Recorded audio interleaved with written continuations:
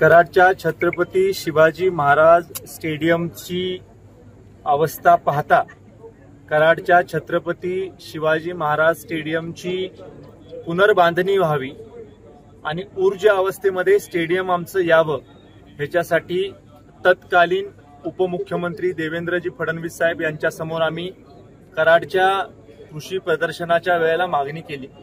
त्यावेळेला आदरणीय देवेंद्र फडणवीस साहेबांनी इथं शब्द आम्हाला दिला की अगदी शहरामध्ये असणारे जे स्टेडियम आहेत, जिथं IPLच्या मॅचेस होतात, जिथं भारताचे इतर राज्यांबरोबर किंवा देशांबरोबरचे सामने होतात, रणजीचे सामने असतील किंवा आंतरराष्ट्रीय वन डे टुर्नामेंट असेल, टेस्ट टुर्नामेंट असेल, त्या दर्जाचं स्टेडियम जसं मुंबईचं वानखेडे स्टेडियम आहे, चिन्नस्वामी स्टेडियम आहे, गुजरात राज्यामध्ये काही स्टेडियम तसे झालेले आहेत किंवा मोहालीचं स्टेडियम आहे, अशा धर्तीवरचं स्टेडियम आमच्या कराडमध्ये झालं पाहिजे अशी आम्ही मागणी केली।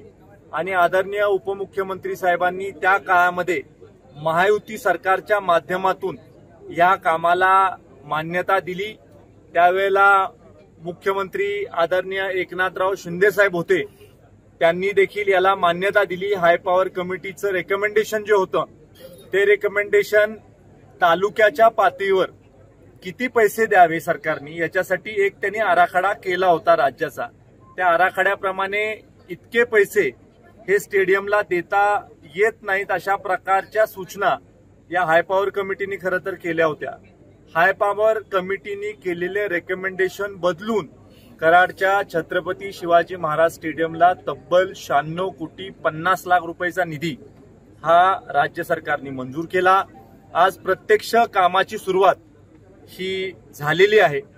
यांना घेऊन आपण हे भूमिपूजन आता खऱ्या अर्थानं केलेलं आहे। विशेषतः या स्टेडियममध्ये सगळ्या फॅसिलिटीज ज्या आंतरराष्ट्रीय स्टेडियम मध्ये असतात त्या सगळ्या फॅसिलिटीज इन्क्लूड करण्याच्या बाबतीमध्ये आराखडा तयार करण्यात आलेला आहे।